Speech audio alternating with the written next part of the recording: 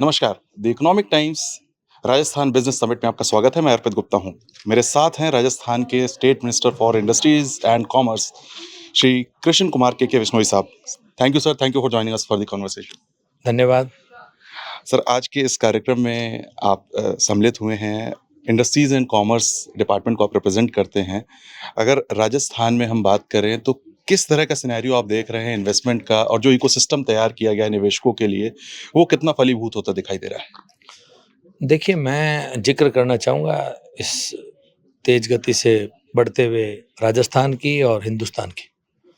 ये जो हमारे देश के यशस्वी प्रधानमंत्री जी ने 2047 का विकसित भारत का जो लक्ष्य दिया, उसी लक्ष्य से मार्गदर्शन लेते हुए हमारे यशस्वी मुख्यमंत्री भजनलाल जी शर्मा ने भी अल्पकालीन 19 महीने की सरकार, प्रथम वर्ष सरकार बनते ही राइजिंग राजस्थान जैसा साहसिक कदम भी उठाया। 35 लाख करोड़ के एमओयू भी किए। सिर्फ एमओयू नहीं किए, सबसे महत्वपूर्ण बात यह है, जो आपको, हमको, सबको, मैं आप सभी मीडिया कर्मियों से भी आग्रह है मेरा, पिछले 75-80 वर्ष में जो संभव नहीं हुआ, 4 लाख करोड़ से अधिक जमीन पर उतर चुके हैं। 11 दिसंबर को प्रतिवर्ष एक रिपोर्ट कार्ड भी पेश किया जाएगा पूरे प्रदेश की जनता को, देश को बताया जाएगा अभी तक कितना एमओयू हुआ, कितना जमीन पर उतरा। आप चारों तरफ विकास को, परिवर्तन को, कामकाज को, अलग अलग जिले में लोगों की बातों को, आमजन की बातों को महसूस कर सकते हैं।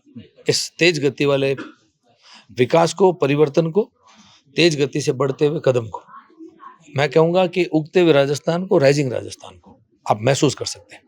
युवाओं को कौशल विकास से जोड़ने और जो जिस तरह के निवेशक यहाँ पर आ रहे हैं, जो उनको स्किल्ड मैन पावर चाहिए, उस इकोसिस्टम को क्रिएट करने के लिए सरकार किस तरह से प्रयास कर रही है?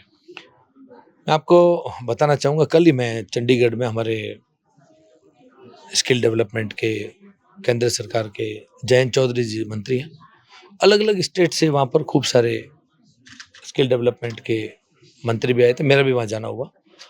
अभी आईटीआईज को अपग्रेडेशन का भी केंद्र सरकार का एक लंबा विजन है।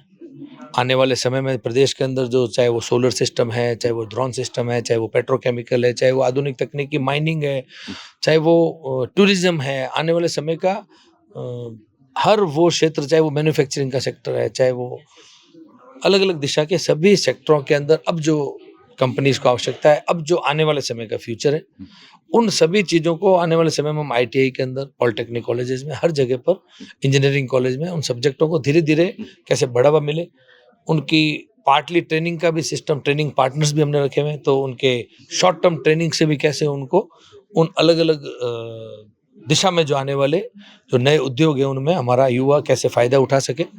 युवाओं के लिए अब कहीं पर भी प्रदेश छोड़कर के बाहर जाने की जरूरत नहीं है।